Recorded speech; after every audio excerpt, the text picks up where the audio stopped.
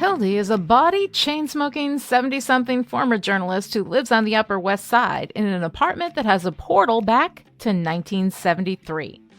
Time travel has rules, though, and Hildy breaks them by traveling back with healthcare aide Trista.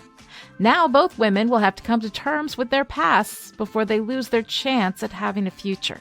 From Ahoy Comics comes Alisa Whitney's Guilt. That's Gilt, a comic book that's Sex and the City meets the Golden Girls by way of the Twilight Zone. Call your local comic book store and ask them to order your copy of Guilt today.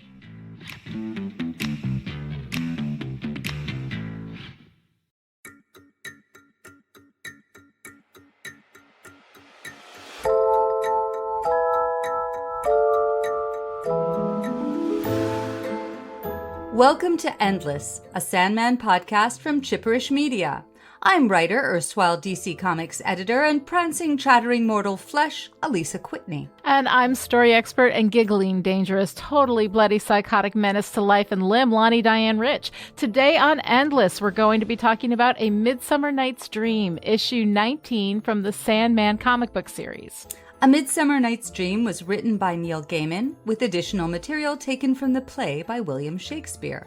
It was illustrated by Charles Vess and colored by Steve Oliff, lettered by Todd Klein, and edited by Karen Berger, assisted by Tom Peyer. Cover by Dave McKean. In A Midsummer Night's Dream, William Shakespeare pays his debt to Morpheus by staging a performance of his new play for some very special guests. Things need not to have happened to be true. Tales and dreams are the shadow truths that will endure when mere facts are dust and ashes and forgot. Time to wake up. All right, Alisa, so here we are with A Midsummer Night's Dream, the third of the collection of 4 short stories that make up Volume 3, Dream Country. And what did you think? I think this is a delicious confection with, a balance of darkness and humor, tart comedy of manners, and the bittersweet tang of parental neglect. As in Calliope, it also reflects on the business of writing and the price of turning all your intimates into story material. Nora Ephron once famously said that her parents believed everything is copy. And right. I think there's a strong vein of that runs through the Sandman. But, the tone of this is pure magic. And Charles Vess's artwork is just amazing fairy tale. For me, it's perfect. And how about for you? Oh my God, I loved this so much. This was so fun. We've got the return of William Shakespeare, themes of be careful what you wish for, which is one of my favorite kind of themes to talk about in literature. Fairies who just want to enjoy the play. We've got a stray hobgoblin trickster staying behind to cause mayhem, which I absolutely loved. A magical portal in the side of a hill, which I freaking adored. I think this issue was specifically made to delight me. It is just all of these things that I loved every minute of it. It was so, so fun. But let's go ahead and start where we always start, talking a little bit about the Dave McKean cover. What did you think of that? Well, I love this cover. It's, I think initially I'm trying to think of how to describe it. We've got this face that looks as you mentioned, it could be a mask or it could be a face that's like a tree face that's made of wood, and it peeks out behind what at first looks sort of like a lacy curtain, but you look closer and you see that it's a golden swath of something or swatch of something that resembles like a honeycomb of tiny little pyramids, and then you've got these fairy figures which are really. There's something a little demonic or nature spirit about them. They look both mischievous and a little demonic to me, and partially they also look like they could be aliens from a different realm. Yeah, they are really interesting the way they look. They reminded me a bit of the demons from Hell, from the first volume, from Preludes and Nocturnes. When we went to Hell, they sort of had that similar kind of very weird feel, but they are very sprightly, and it's this fairy. Like, we have Disneyfied fairies culturally in America in the last century or so, but fairies have been very toothy creatures for a really long time. So I felt that sharpness in them, Yes. which was really, really fun. But there's a lot of variety too, in the Fae. So I thought that was really cool. Yeah, the pattern of embossed triangles. I was like, well, what is that? What does that mean? What is this? Everything looks a little bit like it's in parchment. The fairies look like they're written or they're drawn on parchment and cut from parchment. There is that sense. Then there's that dark face. And it just occurred to me now that, do you think that face might be Wendel guarding the portal between the two worlds? Oh God, I love that. Yes, Right? I love it. And I also love, Wendel. I think Neil came up with the name because Wendel's Mound town, I think, was the origin. Some people think of Wilmington, which is where that long man is situated. But I love that Wendel sounds, I don't know, it was the prince in that series 10th Kingdom, so I was thinking of it, Wendel's a dog. Wendel. It's I love it. Yeah, it'll be fun. We're going to definitely talk about all of that because that's one of my favorite parts of the whole thing, and much, much more detail when we talk about the man in the hill. But we have a couple of new artists here this week who are coming in as now. I think that because we had Charles Vess, right, and we didn't distinguish between inker and illustrator.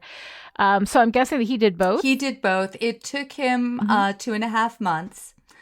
And we have Steve Oliff, who is doing the colors on this issue.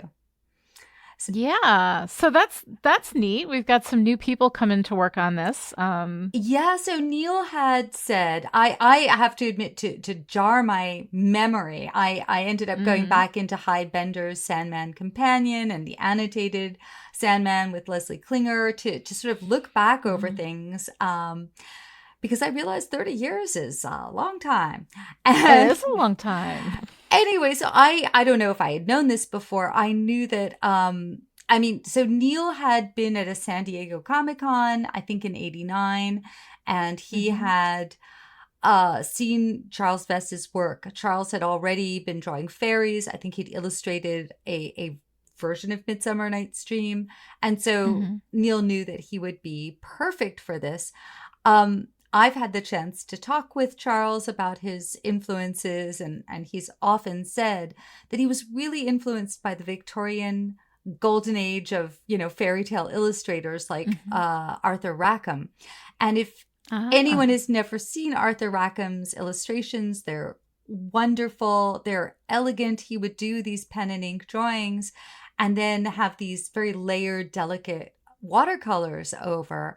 And even though we have someone else coloring, I think Steve Oliff was fantastic for this. He, I read in the notes, I hadn't realized this was one of the first issues that was in part computer. The coloring was aided by computer, but they were still using some of the older techniques, which I think I've described to you, involved like looking at it was coded, and then a poor assistant editor with already failing eyesight would have to look and squint and see how many red dots to how many green dots, and did this seem like it was the right, concoction. Oh my God. The Shelley Roberg, who was then Shelley Bond, who came after me, was just such a good colorist, and she could glance at something and tell you, oh, that's R2, 3, 4. I could not. Oh my goodness. But okay, but one of the things that Steve Oliff talked about in his notes, I think this was in the High Bender, that he talked about how, by the way, this book literally arrived today. So when I say I've been reviewing this last minute, like, wait, there's a box at my door. Okay. Anyway, Steve Oliff had talked about the fact that he was taking this very bright uh, coloring of the beginning of the day and darkening it as the performance goes into the night. And he Mm-hmm. also had a slightly different color schemes for when we're looking at the fairy folk, when we're looking at the onstage performance, and when we're looking Mm-hmm. at the real world stuff happening backstage. Oh wow. Yeah, didn't think about it until now, but yeah, absolutely. They have very different tones. There's like a fairy tone, a human tone, and then kind of that behind the scenes sort of in shadow, you know. Yeah, Um yeah, it's Neat. and I think that gives, I mean, all of the colorists on the Sandman have been able to really do use color for storytelling, and I probably haven't talked about it enough, but Mhm. well, better to start now. Oh, we got plenty of time, baby. There's tons of issues coming. We're going to talk about all of this stuff. So that's so great. I'm glad that you got that book, and I'd heard about the Leslie Klinger book too. So yeah, this I'm very excited that we're getting more behind the scenes information from you. So yeah, it's really neat to kind of have the new artists working on it. There's new sort of interpretations. One of the things that I noticed in this is that Sandman Morpheus his head is almost always down. Mm. Kind of in this, and I don't know if it is, like a bodily gesture of deference to the fairies. That he is, sort of holding his hand out and his head down, or if there's some sort of sense that it felt like there was a little bit of sadness. I I It was I interesting. think he's a little uncomfortable. We'll talk more about this. I think there are some hints about his relationship with Titania. Hmm. So we are getting some hints here that he and Titania may have been intimate at some point. Oh. And Hmm. so we've got Oberon, who is often depicted with horns, but horns, of course, can also be symbolic of a husband who has been cuckolded, as they used to say. Interesting. Oh my goodness. So there is Wow. that. And another thing that might be interesting for us to look at in this is that is this our first? No, it's not our first. This is our second encounter, I think, with pre-incarceration Sandman. So the first was in Yeah. the Hob Gadling. Mm-hmm. Yeah, so we saw him in the Hob Gadling. Oh no, we also saw him Mm-hmm. with Nada. So is this the third? We saw him with Tails in the Sand. Yes. Yeah. So we've got Mm-hmm. this is our third encounter with a Sandman who has not been, I Yeah. I want to say, humanized. Right. Oh God, so interesting, especially because he is struggling with his morality in this issue, which is interesting to see because we haven't seen that as much. We haven't seen as much of Sandman pre, Burgess, and that's yeah, that's really interesting. Okay, well, we're gonna get to that. I've got that in my notes later. Tell me a little bit about Karen Berger's contribution to this. Well, I think Karen actually talked about this a little with us Hmm. when she was visiting. But this is one of the rare issues where Karen asked Neil for a revision. In the Hmm. first draft, I guess, it was very similar. The change was a small one ultimately, but a pivotal Hmm. one, which is always interesting, I think, for us as writers to see how Yeah. much a small change can do. She felt that the story lacked a human center and that it was, Hmm. sort of aimed at, the Shakespeare scholars. And I Right. I imagine that, here Neil was doing all of this research into Shakespeare and the Elizabethan time period. And, Hmm. as happens with all of us, you can get into your research and being very aware of this, the weighty hand of history and great literature on your Right. shoulder. And, and so he went back, and I think what he did, I'm just looking, yeah, it was the first six panels on page Hmm. 13, which was originally some antics that were on stage, and instead it was replaced by Hamnet reflecting on how his father's focus on his career impacted on him. And Neil later said that really gave the story its heart. That's where we get this incredible quote, he's very distant, Tommy. He doesn't seem like he's really there anymore. Not really. It's like he's somewhere else. Anything that happens, he just makes stories out of it. I'm less real to him than any of the characters in his plays. And then Hamnet adds that his sister jokes that if Hamnet ever died, Shakespeare would just write a play about it. Yeah. Well, yeah. And we will see that play with this, with the change of one letter and come in with Hamlet. Yeah, it's so interesting to have William Shakespeare be such a huge character in this. And also that, here we are with A Midsummer Night's Dream. I mean, we're not even playing on the title. We're just using the title. This is A Midsummer Night's Dream. And we're out in the middle of this space, kind of creating this one last liminal area between these two worlds that are going to be separated, from here on out. A one last party, one last goodbye, which I thought was really interesting. And the thing that I love about bringing Shakespeare in is that, Shakespeare is a writer's writer. I think that if you are a writer, there is a certain affection that you can have for Shakespeare because his work is still celebrated. And I think it's because he is a rare mix of funny, profound, and truthful in the way that it's spoken of, in this issue, that it is not factual, but it is true. And that is what Shakespeare does. That's what he did, So I think it's really fun to once again, every time you take a Shakespeare play and you put it in a different context, it's always fun to look at it from another angle. And here we have all these fairies who are like, oh, that's me. Like seeing themselves in this play, seeing themselves reflected back, even though sometimes they don't feel that it's necessarily an accurate portrayal.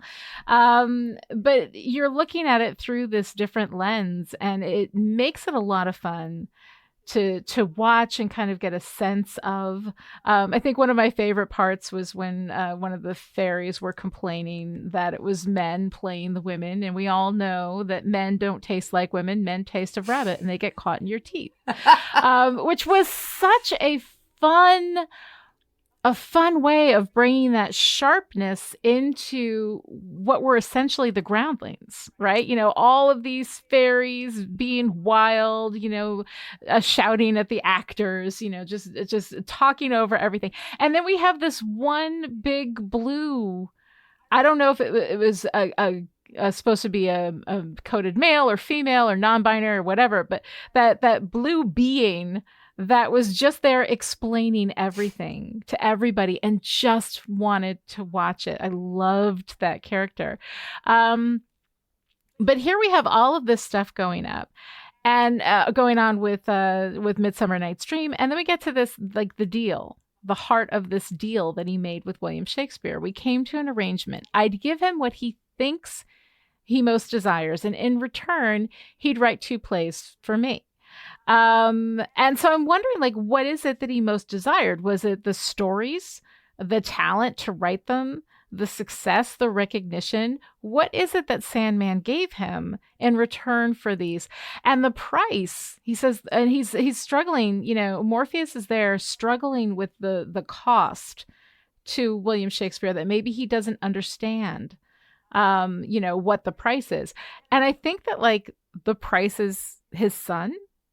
I mean, isn't that it? I don't think that was the price of the bargain with the Sandman. I think that is another fallout. That's my interpretation of him being an absent father, an emotionally absent father, and not paying attention to, what his son is trying to do to reach him. And I think, there's so many different ways that Neil engages with this whole idea of the cost, the human cost of writing well. Right. Yeah, right. And it is an obsession. I Yeah. mean, it does take over. I mean, that's the thing. Like, it takes over your and I've felt that in raising my kids, while I was writing. Like, you just are in this other world and it's really easy to drift away. But we do have this kind of theme of these children. I mean, of course, one of the classic things about fairy stories back when we allowed the fairies to have their teeth, right, is that they would steal children. That was one of the things that the fairies did. And Titania has got an eye on Hamnet. So she's coming for him. She's trying to talk him into coming to the realm with her. And then, of course, we get back to this kind of theme of stolen children. Morpheus intends to take Lita's child. Titania is coming for Hamnet. So I find this really kind of an interesting thing that it is. It feels to me like the price would be something more directly that is part of the deal that that Morpheus would take from him. So when Morpheus is sitting there kind of mulling over whether this man really understands the price, but that even if he did, he would still choose. He would still make this same choice. It's interesting. And the first thing I thought of was the loss of the child, that that's the cost. Yeah, we will see Hamnet again, not in the Mm-hmm. Sandman, but in another book. It was a mini series called The Books of Magic. And Mm-hmm. we go back into the realm of fairy. We will see Hamnet again. And I think there Neil makes more explicit the rules of fairy, which is, I believe that if you're given a gift and you don't Mm-hmm. give back a gift of equal or greater value, then you end up having to become someone's servant or slave. And Mm-hmm. it reminds me, as all things do, really, of Jeremiah Johnson, where Jeremiah Mm-hmm. Johnson, unthinkingly gives a gift to the indigenous people, and the guy he's with says, "You idiot! If they can't think of a better gift to give you, we're screwed." And so I guess we have imbued the fairies with some of our most ancient human traditions, which, Interesting. have to do with. So this season, if you're giving Mm-hmm. gifts, just remember, better make it a good one. It's very, very complicated. It's a very complicated human interaction. I love this stuff with Morpheus wrestling with his own morality. And it wasn't until you'd mentioned it that I realized, he's doing this before Burgess, that he's wrestling with whether this is right or wrong, worrying about whether he did the right thing. He says he did not understand the price. Mortals never do. They only see the prize. Their hearts desire their dream. But the price of getting what you want is getting what once you wanted. And so I found that really interesting. And again, it's vague enough that I'm like, well, what is the price? Like, what is the cost? Was this, clear when Mm. you made this deal with him, or is this some kind of trickster magic or whatever? But it is really fun to see him kind of wrestling with right and wrong. And then we have Titania, who doesn't even know what he's talking about. Like, right and wrong is not even on her radar. She is not into that discussion. She's like, I don't even know what this is. Yeah, Like, what are you worried about these people for? yeah, you get the feeling in that relationship, Mm-hmm. she was not the one, going all woebegone and saying, "Could we just hang out a little?" Um, Right. no, that was not the nature of that relationship. Mm-hmm. Um, I just, got into a conversation with someone about Edward de Vere. So I've always heard the rumors that maybe Shakespeare wasn't Shakespeare, Oh, and yes. Mm-hmm. and have now since sat through some videos explaining why Edward de Vere is really the author of the Shakespeare plays. Mm-hmm. Actually, there are some convincing arguments, but I keep thinking that I want it to be Shakespeare. I don't want it to be some royal at court, no matter how many Yeah, interesting right. similarities. Mm-hmm. It's sort of the difference between discovering that the person who wrote the book you love is, some Oxford Don or some Princeton professor, as opposed to this person who was working at a construction crew for 20 years and then thought, there's something about Shakespeare being just an ordinary Joe who ends up writing these incredible plays that feels like the truth I want to believe in. And also he had a receding hairline really young, which makes him very relatable. Which gives him that vulnerability that we all look for, right? I remember watching a documentary some years ago that had me convinced for a while that Marlowe was actually Shakespeare, because Shakespeare didn't get good until Marlowe died. And then they had Marlowe was off, had faked his death and ran off and lived in Italy and sent the plays back. And because he had to hide, he made a deal, another deal, right, with Shakespeare. And Shakespeare would publish the plays pretending they were his, but they were really Christopher Marlowe's, which is it's always fun to kind of sit with these ideas. There's people who believe that Francis Bacon is the real author. There's a number of different ideas because people really can't believe that William Shakespeare actually did what he did, but I don't know, at a certain point,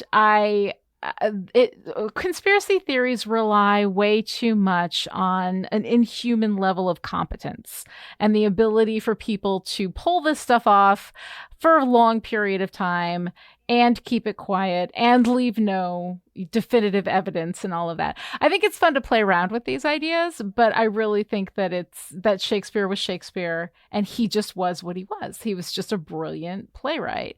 And sometimes seeing things from the outside in can give you a clarity of vision that if he was a member of court, he might not have had. So I think it's Shakespeare, but it is kind of fun to play around with these ideas about whether it was really him. But the fact that he did kind of really come into his talent, grow into it at about this time. This was about when his stuff got good, which happens to everybody who continues to write, that there is, you work and you work and you work and you work, and then suddenly you're better. But you can't get there without going through the work. You can't get to good without going through bad work. The only way to good work is through bad work. I've always said that, and I stand by it. Not that William Shakespeare was ever really bad, but he just really hit his talent right about this time period. And so the idea that Morpheus was behind that, that Morpheus gave him whatever it was that he needed to actually have that level of talent is a fun idea, and it's really fun to play with. I love that he asked for 2 plays, right? That's all that his price is 2 plays. I want 2 plays one about fairies, one about dreams. And he's like, at the end of his career, he'll do the one about dreams. That'll be The Tempest, right? Yeah. And then he's doing the one about the fairies with Midsummer Night's Dream now. It's really fun. I love that he made this deal as a gift to the Fae. Before he sends them back into his world, never to come through Wendel's Mound again, it's such a lovely little detail. And I really, really enjoyed that. And we have so much fun with all of these different characters kind of seeing themselves in the play, and some of them objecting to it and some of them enjoying it, that it's a story and it's fun and it's not factual, but it's true. There's so much going on in all of these spaces, and I love Puck. I am that merry wanderer of the night. I am that giggling, dangerous, totally bloody, psychotic menace to life and limb, more like it. I love that. It's so fun. And having Puck too, of course, our resident trickster, in the middle of it, steals the mask and plays himself there at the end. What fools these mortals be, really, really fun. There's a lot of movement, kineticism. There's, a lot happening within this story where it feels almost kind of like a carousel. And it comes around and we see part of the story, and then we go and we see another part, and we go and see, like, we see the human side, we see the fairy side, we see, a Sandman, the Endless, there with this magical group of people. And it's really, really fun to kind of see all of that play happening. And then, of course, that very human moment with Hamnet.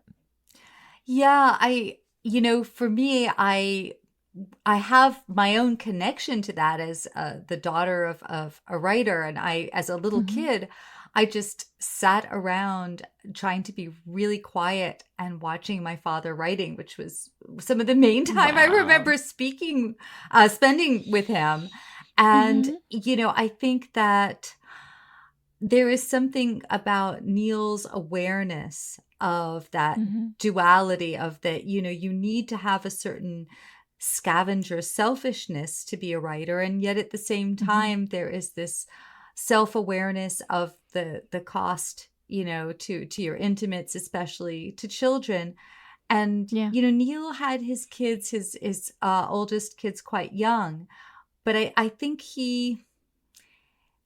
I just always had this sense that there was this real awareness of their right to call on him as well. That what you see in here is, a person who does have a conscience about, not just spending time in the imaginary worlds he creates. Yeah, and to find that balance too. And, and when you always make a choice, there's always something that you give up.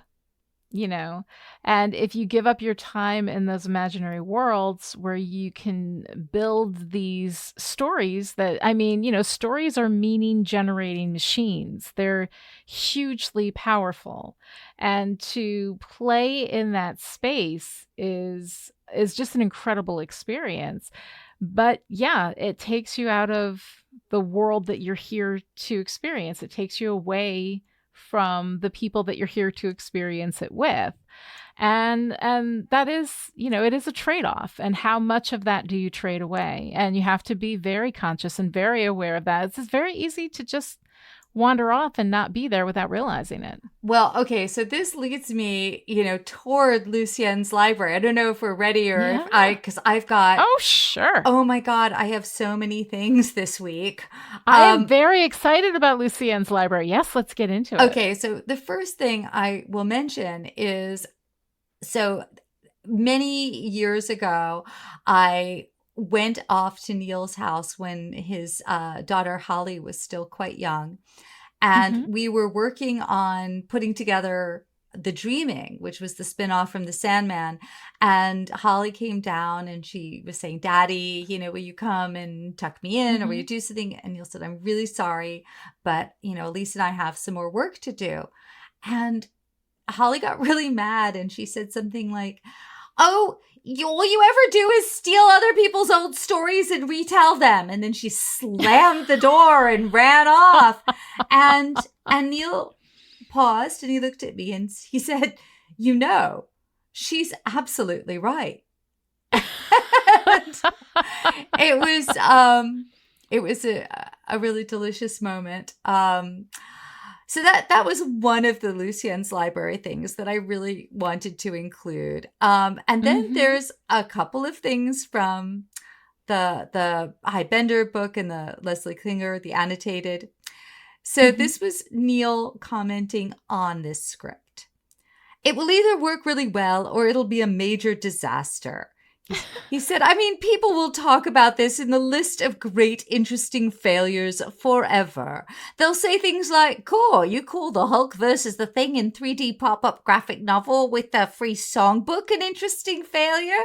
You should have been there when Gaiman and Vess made idiots of themselves on the Sandman. Or, like I said, it might work. So that was Neil's script notes on this issue. And Well, you know what's funny yeah, about that is it will either work really well or it'll be a major disaster. Like, honestly, everything that's a risk, if you're going to be creative, you're going to take a risk, and there is a risk that it's not going to work. And being willing to take that risk that it's not going to work is what will make the very interesting and powerful work possible. it's very true. And I think to be an interesting failure is not such Yeah. a terrible thing to That's not a be. bad thing. Hmm. All right. Then there was also in Bender's book. So before Neil wrote Calliope, it turned out he tried to write a tale called Sex and Violets about a very old Robin Goodfellow running a brothel with only one whore, a succubus who granted ideas. And Neil tried it twice, it didn't work. And then he threw it out to write Calliope. But that, I guess, is what becomes of Robin Goodfellow. He becomes, a grizzled old puck pimp. Ah, that makes sense. That makes sense. God, I love a trickster.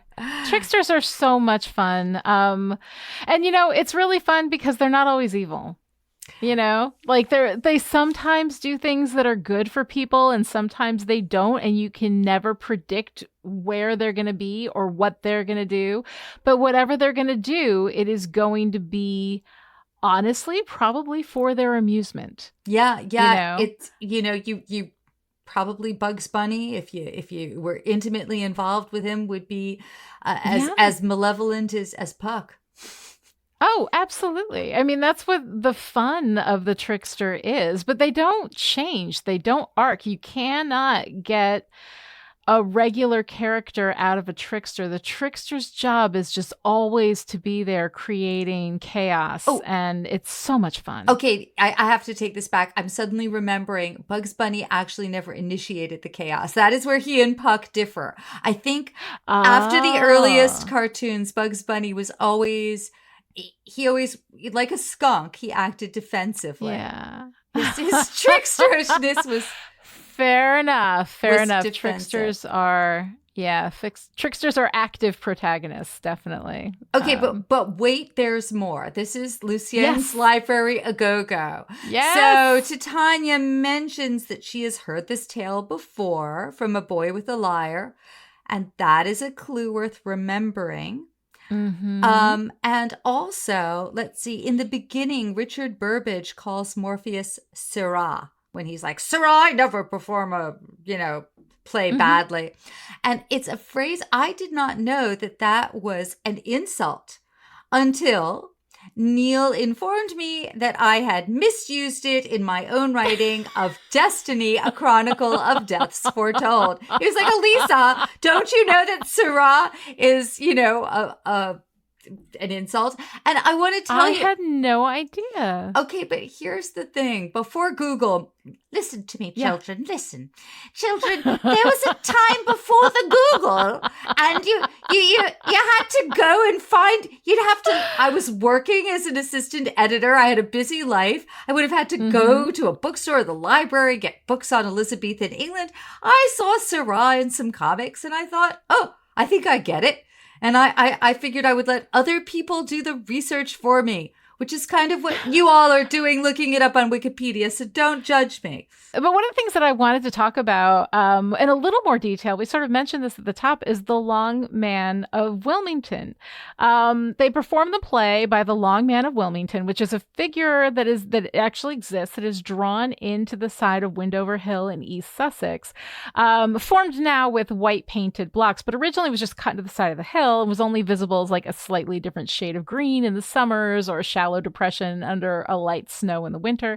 The blocks were put in during a restoration in the 1800s, but originally they had thought that this had been like a medieval kind of thing. Oh, older than that. I think some people thought medieval, some people thought like Roman Britain or Anglo-Saxon. Yeah. So I guess Anglo-Saxon's early medieval. Yeah.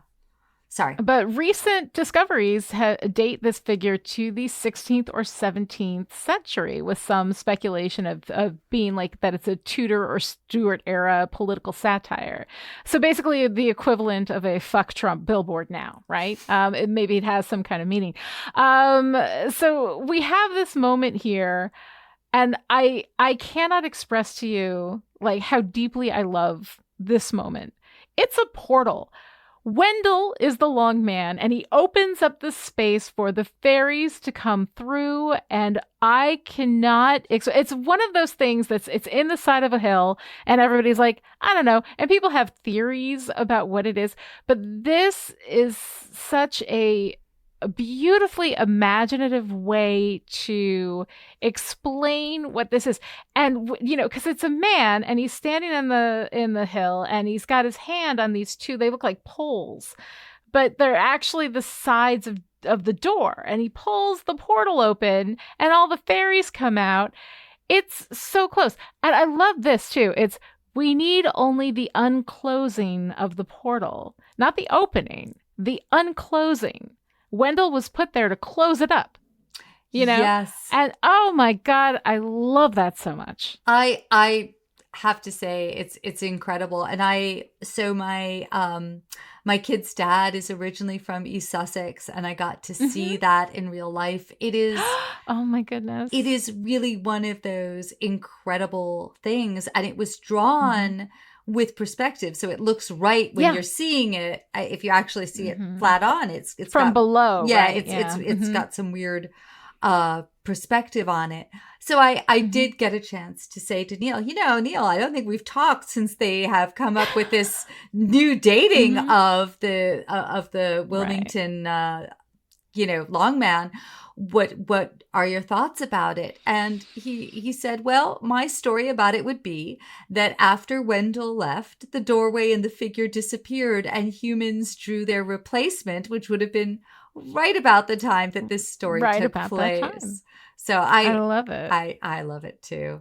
And I will not even call that a retcon. I will just say that is the way it has always been. Yeah. Now I really want to name something Wendel. Yeah, absolutely. I'm writing something new now. I think I'll put a Wendel in there. I kind of love that idea. Maybe I love that idea. Everybody needs a Wendel. A Wendel for the unclosing of the portal. All right. So what's your favorite page? What is my favorite page? Oh, there's the scene where Will first sees the fair folk coming down the hill. There's also this really cool moment. I think people have been using this more. There is a speech balloon that's going to Will, and it's got 3 ellipses, the ... And I think I'm not sure if that was actually Todd Klein's contribution or if that was in the script, but I love that. Just that wonderful moment of double take that is both funny and completely wonderful and awe-inspiring. And I think that my imagination with Charles Vess's art really turns it into a complete Busby Berkeley, cast of thousands moment. Oh God, I love it. I love what they do with little things like that, like the little ellipses. And then there's this one thing where in the beginning they're being fed the line, and so the speech bubble is in dashes. That's right? A whisper. That gives you the whisper. I love the ways in which they're able to express these things that you wouldn't think you'd be able to express through that kind of visual medium, and yet they do it, and it's so incredibly creative. I love that. The semiotics of comics. I know, it's so cool. For me, I have to say, absolute favorite, and honestly, this is right up there with Chantal being in love with a sentence, which was one of my favorites as well. This is Puck's page, where he gives the final speech, and we see him turning to a trickster's darkness. We see him like there's blues and there's whites and there's all this, and then as we move through the page, it gets to the point where he's like the Cheshire Cat. The only thing we see are the eyes and the teeth, and then there's a black panel.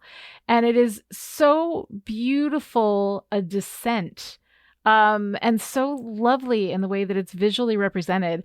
I love that page so much. I can't. It may even be my favorite page, my favorite like panel. It's a whole page. Okay, my favorite like art so far. I love it. And it really reminds me of what one of my favorite panels was from last issue, because there was a similar shot of the cat when it's remembering eating the human, where we just get eyes and teeth.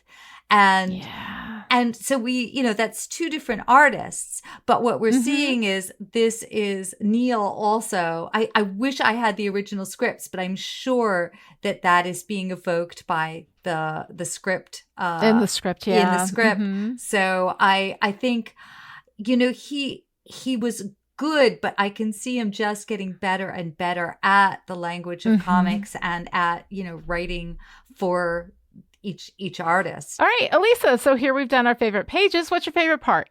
So my favorite part has to be where I think it's Will Kemp, I forgot the first name, the actor is delivering Bottom's famous Eye of Man, hath not heard speech, and you get the silhouetted audience of these evilly grinning fairies. I actually got to see a Shakespearean, so I think it was I can't remember who it was, Royal Shakespeare Company. It was about 4 dudes or 5 dudes in a graveyard in Brighton. And everyone's sitting, arranged. We weren't resting on gravestones, but we were all on the ground looking up at this very small stage. And it felt, there was something about the experience of that and that scene that I just feel like you can see the fairies hanging out picnic style on the grass, all of their glee and malevolence, just contained for the moment by the magic of this performance. Oh my God. I love that so much. And that brings me to my favorite part, which was that big blue fairy that's just explaining stuff to everybody else. There was something that was so delightful about that one fairy that just wanted to watch the show, that was completely entranced by the storytelling, that was into the experience of just watching the play. And that feeling, I love it because that is clearly the fairy of exposition. It's the fairy who keeps the exposition Yes, fairy. Because, clearly Neil couldn't assume that everyone knew the plot. Oh my God, it is the exposition fairy. So I kind of love, I think that all of us need to find the exposition fairy for those times when we absolutely need some.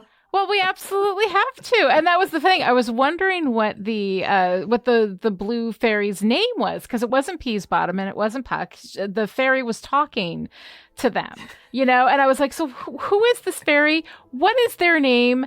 And what's funny is that, after all those years of doing Still Pretty, the Buffy the Vampire Slayer podcast, we would constantly talk about Giles as the exposition fairy. So I think for me, I'm going to have to name it Giles. Giles is my favorite part. I think so. So I'll have to look up. I'm sure it has a name like, Histletoe or something. I was looking for it and I could not find it. If this fairy is named, I want to know what that fairy is, and then I want a stuffed animal that looks like that fairy. I love that it's the exposition fairy. I hadn't put that together, but that is brilliant. I love it. Okay, so if you enjoyed this conversation and would like to join in, connect with the show on Twitter.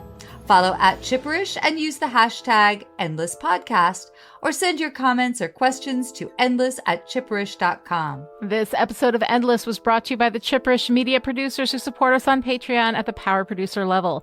These people are the reason why Endless is coming to you free and ad-free right now. So thank you to Abby, Alice, Christina, Erica, Jane, Kevin, Kristen, Michael, Rose, Sarah, Shelley, and Stephania. And this week's special message for our power producers: it is a fool's prerogative to utter truths that no one else will speak. To find out how you too can support Chipperish Media, visit patreon.com/Chipperish. Other ways to show your support: write a great review on Apple Podcasts, tell your friends about the show, or bestir yourselves there, lumpkins. This episode of Endless was edited by Chipperish content editor Jack Cram. Jack, during your stay on this earth, you have afforded me much diversion and entertainment. I would repay you for the amusement and more. We'll be back next time with Facade, issue 20 of the Sandman series. Until then, this is magnificent, and it is true. It never happened, yet it is still true. What magic art is this?